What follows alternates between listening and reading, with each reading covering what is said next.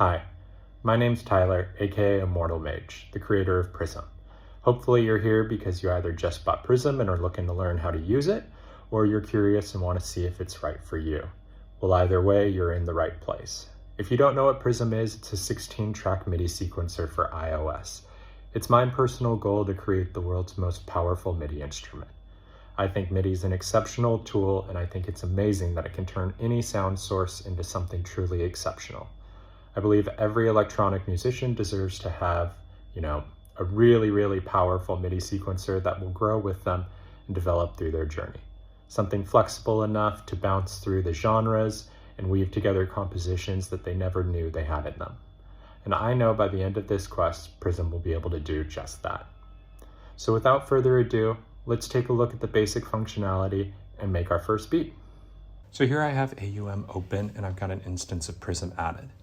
First thing to note, Prism's in OV3, so you've got to be using it in a host like Logic Pro, Loopy, AUM, etc. There's a bunch out there. I've tested as many as I can, but if you find any complications with your preferred host, let me know and I'm sure we can get it working. So I'm going to open up Prism and let's take a walkthrough of the user interface. At the top, we have the control bars. You've got play, stop, and record. Thing of note here is the play button. This can only run if the host is also running. This is because Prism derives its clock information from the host. So if you want to change the BPM of Prism, change it up here in the host. We'll stick at 120. But once you do press play, you can separately set the transport controls in Prism. It'll also respond to the host's controls. We've got settings, save, and the help button. If you're watching this demo and you want to follow along using a PDF, go to support and press the first time walkthrough button. You've got save. There's a variety of options here, including auto saves in case there is a crash or you want to revert back to something that you did. We've got a help button. You can press this and press any button on Prism to get a quick description of how that works. So it's really helpful for learning the device. You've got your notification bar, which gives, updated feedback of what's going on in the device as you navigate, and you can press it to enter track select. Finally, we have the shift, copy, and paste buttons. For copy and paste, simply hold copy and press the things you want to copy. So you can do, trigs, you can do patterns, you can do arps, there's all sorts of things. To paste, hold paste and press where you want it to be pasted. Shift gives access to secondary functionality throughout the device. Some of the key ones are you can use MIDI capture, which is going to be up the record button when you're holding shift, and mutes. So while holding shift, you can press trigs, pads, and tracks to quickly mute them. To the left, we have our track navigation buttons. These walk us through the various stages of a track and help us compose the MIDI chain. The core is going to be your sequence where you add notes and basically lay down your pattern. Warp helps you transform the notes into brand new things. You can shift them, you can filter them out, you can apply randomization. You can then add FX on top of all of that, including a gate, a harmonizer, an ARP, and a hue sequencer, which shifts multiple tracks in the same direction. Finally, you have the psalm mode. This one is universal across all 16 tracks as they all come together to create a song. The pink coloring that you'll see throughout Prism helps represent the global scale. So it means that you're dealing with something that stretches beyond the track menu. So this stretches across multiple tracks. Other places you might see this are in the track settings menu. If you hold swing or humanize, you can link them to global parameters, which helps you maintain consistent swing across multiple tracks. Moving on, we've got the guided user interface. This will update depending on the state that you're in, primarily by setting these, and it gives you at the top helpful parameters, and at the bottom other, a variety of different displays and features that help you navigate the controls related to that state. When using the GUI, there's two main components that you'll see. That's these hexagons, which are draggable parameters. You can double tap them to reset. You can press once to increment. And then you'll see some of them with these handlebars. These handlebars will appear here. They'll appear on buttons. They can even appear in the keypads. But they signify that if you long press, you can get access to a secondary functionality. The other core component on the GUI screen is buttons. They're shaped like squares. Underneath the GUI screen, we have the sequence trigs. This is the primary place where you'll add notes that'll get played back when you run your sequence. These trigs also transform depending on the state to provide more helpful functionality. For example, while you're in track select, you can use the trigs to select the active track. When you're in the ARP, you can use them to shift the ARP steps. To the right, we have the multi-mode keypad. You use the tabs here to select the various functions that are related to the given track and the state that you're in. So at the core, we've got the note playback, or the primary functionality of the keypad. Moving up, you've got the MIDI CC keypad, where you can load parameters and edit and change CCs. You can also add, P-locks using this menu. Once more, we got the sequence transformation, or the transformation keypad. This provides a variety of effects and transformations related to the given state. Because we're in the sequence state, we have sequence transformations. If we were in the ARP and we went to this mode, we would have the ARP transformations. Moving up, you've got your looper keypad. This helps you loop specific bars of your sequence. Because we're just looking at a 1-bar sequence, we can't loop anything. But if I was to set this to 4 bars, we would see that we can now loop independent bars.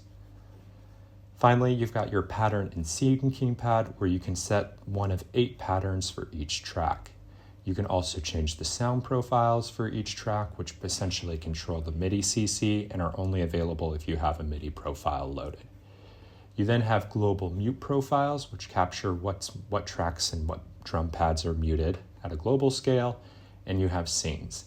You have 32 scenes available across 4 banks, and these are really intelligent and they update as you play, and they're a really fun way while you're experimenting to start composing and putting together the verses of your song. You'll later use the mute profiles and the scenes in song mode to construct and chain them together to construct your song. All right, that's the basic user interface.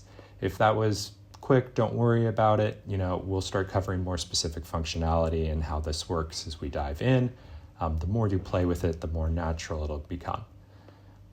So let's get started making our first beat.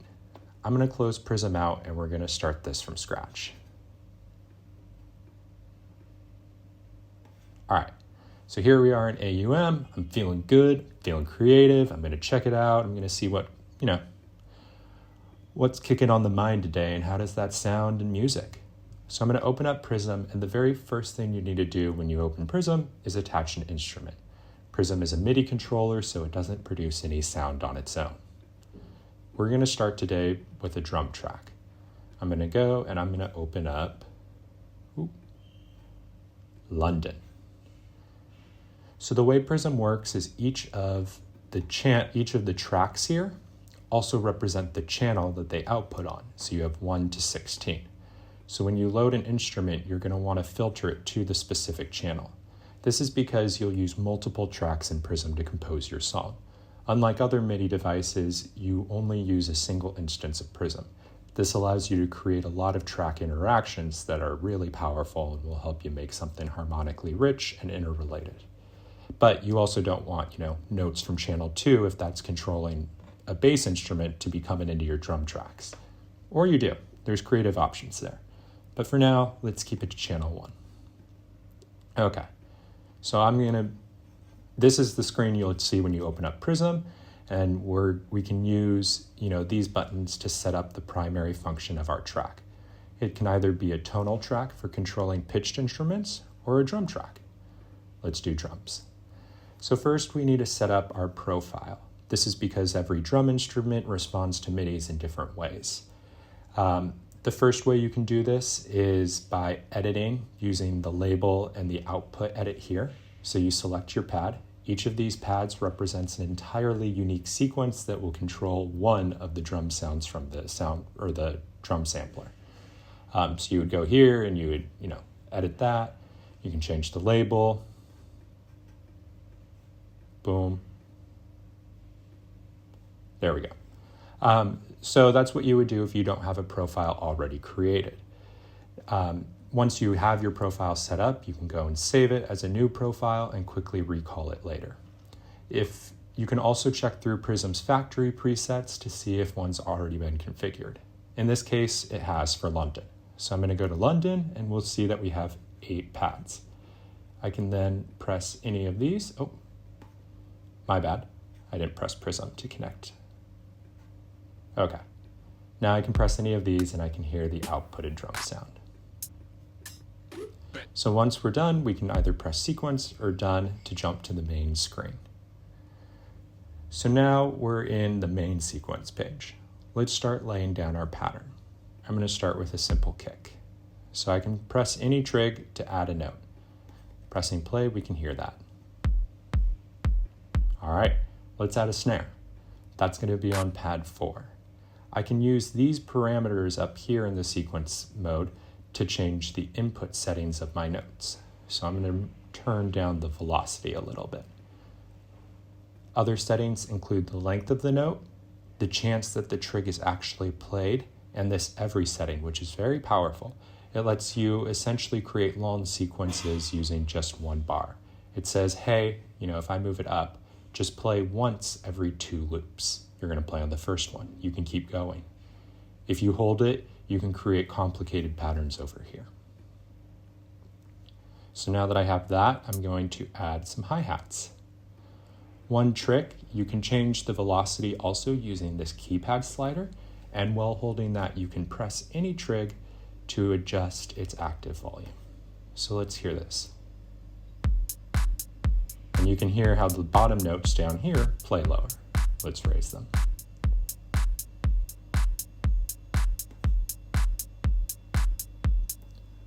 All right, so now that we've got that, let's look at how we can make the sequence longer. If we go down here, we have our sequence setup menu.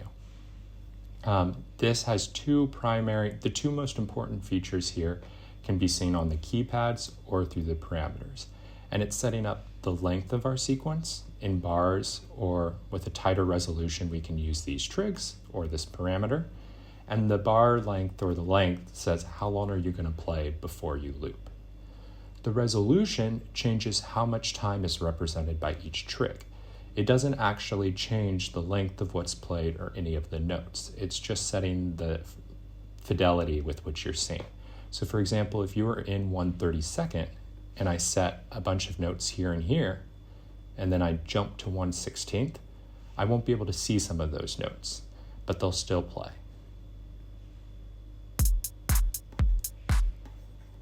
One handy feature is to use the one page button. I love this one. It sets the resolution necessary to see all of the the entire length of your bar or of your sequence on one page. So now if we go back, we can see that we've got a 2-bar sequence. We can also use the resolution here or the resolution buttons here to change things up. You can then switch pages by pressing down here, or using the quick navigator page. So let's add some more notes. I'm going to jump to one page again, and we'll add like a little bit of something there. In fact, let's go back to 1/16 and do that. Okay. And we'll add these. All right, so that's essentially how we're going to create our basic drum pattern. Let's move on to keep things going and start looking at tonal tracks. So I'm going to jump into my track select mode, and I'm going to go to track 2. If you're following along with the PDF, you've probably noticed all the tracks are blue. You can change the color of a track by pressing this to go into the track setup mode. I'm going to set it to cyber blue. Then we'll go back. Before we go further, let's open up another instrument that we'll use to control our tone track. For this case, I'm going to use Marseille. Let's connect it to Prism, and we'll filter it to channel 2. Okay, so now we're going to go back into the tone track. Let's add some chords. So down here in the keypad tab mode, you'll often see that there's these 3 dots, or, maybe not 3 dots, maybe 2 dots. This just represents that there's multiple other keypad forms available within that tab. You can press to cycle. For the keypads, this gives us access to a simple chord mode, and a multi-chord mode, where we can use the tabs up here to select our chord type. This is our 7th chord. If you long press here, notice the handles, you get access to the trigs that let you change what type of chord it is, but let's keep it at a 7th. Okay, so now I'm going to lay down a very simple function, pattern. Too much coding for me. Okay, now we can press play.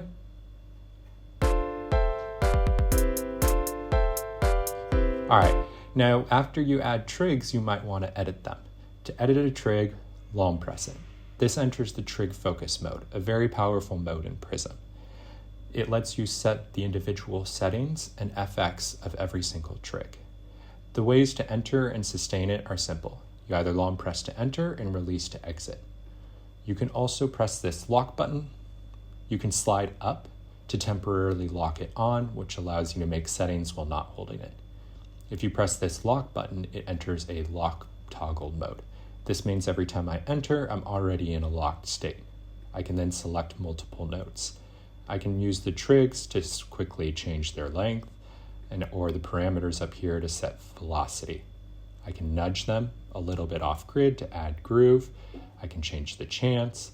I can edit individual notes, and I can see a piano mode by entering the grid. I can even add FX like ratchet or use shifters down here for an advanced workflow. But let's keep it simple, and we'll just do something like this. Now, when you're adding chords, you normally don't want them to be 1 bar. In most cases, if we were making a simple song or a pop style, we'd want it to be 4 bars. I could do this by going into here and setting up my that's a shortcut screen. By holding sequence setup, you can access it. But I can go in here and I can set up 4 bars the way we just viewed. Or I can use the transformations in the sequence transformation keypad. I'm going to go here and I'm going to go to my grow transformations. Then I can press stretch twice to extend the length of all the notes, effectively keeping them relatively in the same placement, but changing their overall length. I'm going to go back to one page, and now it looks the same, but we're going to get 4 bars played.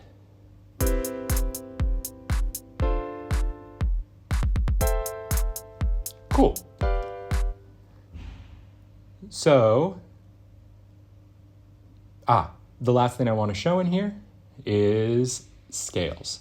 So if we go to our song mode, we have a really important concept, which is even without turning the song engine on, we've got this root and mode. This lets us set the global scale that impacts all our tracks. Every note laid, every note played, every note shifted, every pitch transformation is always in key. A very important concept. And you can change that key at any time.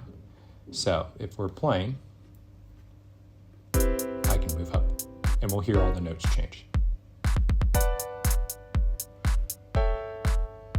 All right, let's keep it at E major. Okay, so now that we have that, let's move on and create something playing over the top of our chords. Maybe a little ARP action, just something fuzzy and brain tickly. I'm gonna go to track 3. To mirror the PDF, I'm gonna keep it in this cyber blue. And then I'm gonna add a new instrument. This time we'll use Phoenix. Ooh. Sorry, I'm still getting used to using a mouse on here. There seems to be a few caveats. So I'm gonna add Phoenix. I'm gonna go Prism. And then I'm gonna select track 3. All right, let's make sure there we go. So this time, instead of adding trigs down, we're gonna look at the powerful input modes that allow us to change how we're using the sequence. I'm gonna go back to sequence setup, and we can see here that we have peak, echo, and melt. Peak lets us see the notes of another track on our sequence so that we can add them with reference and consider what's going on there. And then we're gonna look at echo. We'll look at peak in a sec. Echo allows us to play the tracks from another note. So I'm going to turn on echo and I go back to sequence, and now I have the notes from my chord tracks displayed on this track 3. Once I've turned on echo, I can't add any notes into the sequence, so it's locked to what's going on in the source track. But I can jump back to the source track and edit it from there. So let's go back to track 3. And so I can press play and we'll hear that. All right, so let's mix it up and add some flair using one of the FX. I'm gonna add an ARP. So the FX menu has 4 FX, and the way it works is that this button's smart. It recognizes what was the last FX you're using, and it displays that on the screen so that you can quickly jump into it. If you want to use another FX, simply press it again to go back to the FX selection menu.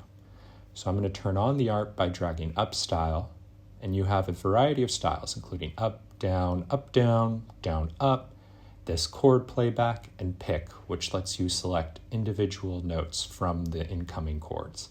So in this case, I could be like, hey, play the first note from the chord, play the second, then play the first again. But we're going to keep it simple, and we're going to go with down. I have a variety of settings, including rate, choke, and range that apply to the overall art. Let's bring the choke down. We can have this playing. These steps here allow me to add quick transformations to change how the art plays back. I'm going to add 8 steps, and then I'm going to go to my second to last one and shift it up.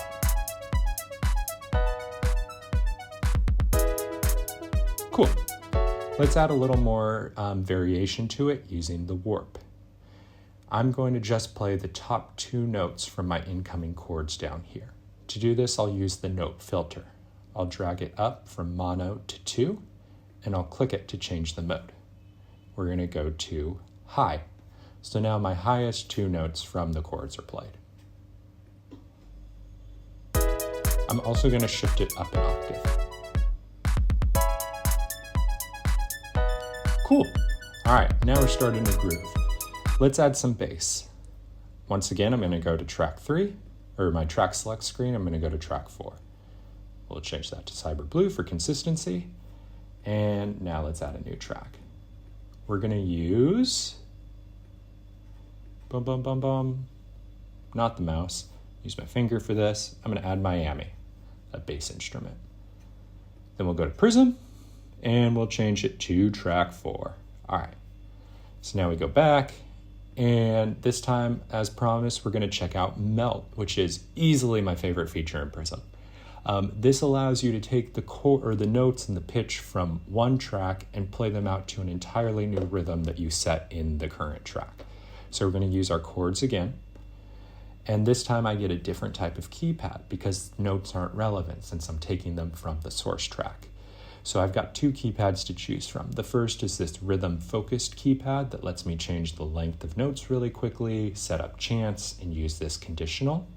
The other is this pitch selection keypad, where I can select specific notes coming in. So I can say, much like the pick ARP, I can be like, hey, just take the lowest note from my source track or the second lowest. I can long press to then select a different one.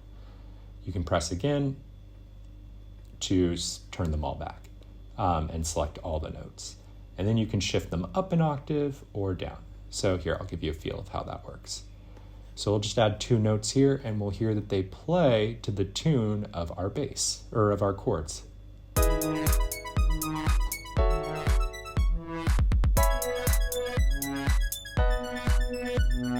then we can add fun things. Let's shift this one up.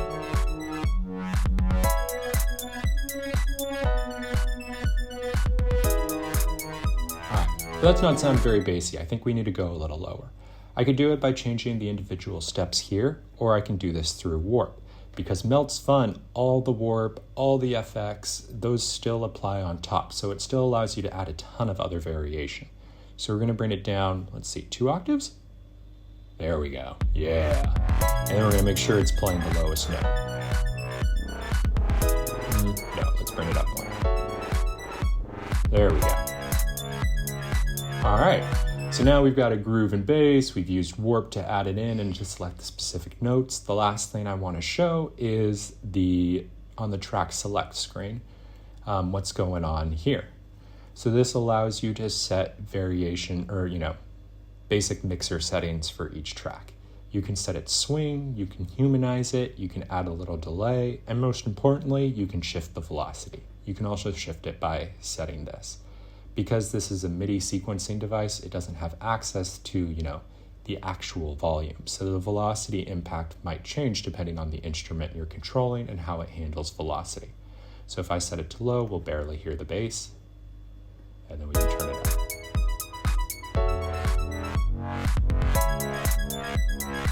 All right, now we're rocking.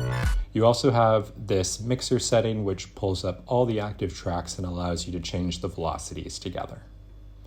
Okay, so that's the core components of what it takes to start your, to keep your rhythm going and to start building a beat.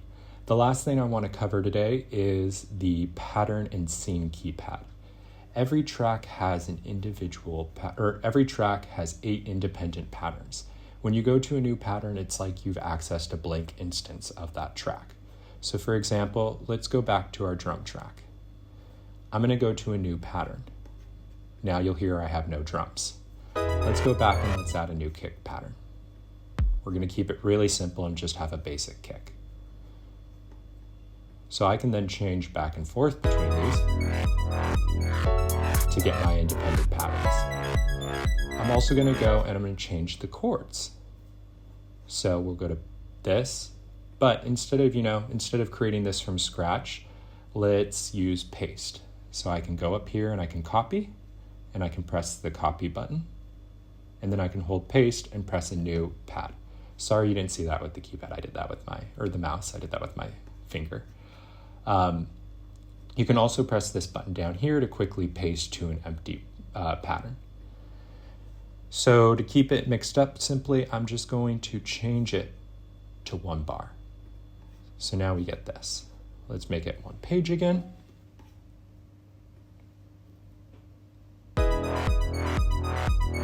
Now notice how once I change the pattern of the chords, which, track 3 and 4 are following using echo and melt, they also change to follow the new pattern.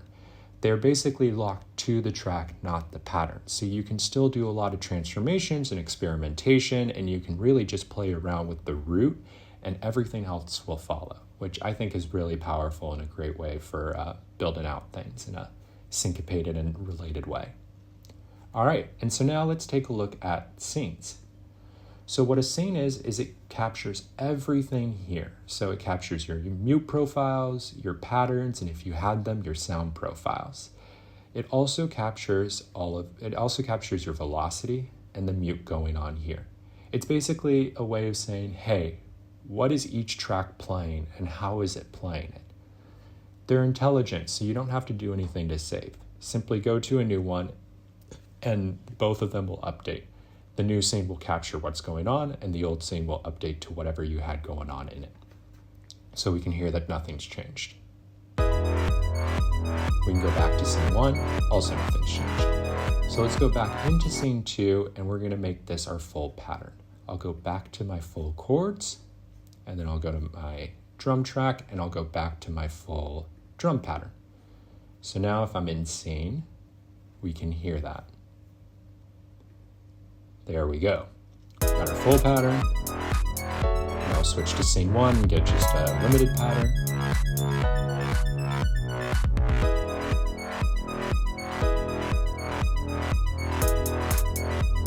And there you go. And that's how you start constructing the various scenes, which is essentially a verse and the components of your song. You can then later go in and chain them together using the song mode, but I'll cover that in a separate video. So I hope you've learned something today. This is really the core functionality that I think you need to get started with Prism. There's still so much it can do. So I'll keep making videos and deconstructing all the functionality, and I'll try to play with it a little more. But please let me know if you have any questions or if there's anything you want to see. And don't be afraid to experiment. I've got manuals. You've got the in-device help section. But yeah, my goal is to create the world's most powerful MIDI sequencer. It's still in training. I've got a lot of work to do, and I'm really excited to see how it continues to develop. But it's come a long way, and I think you can make something great with it. Hope you have a good day, and happy creating.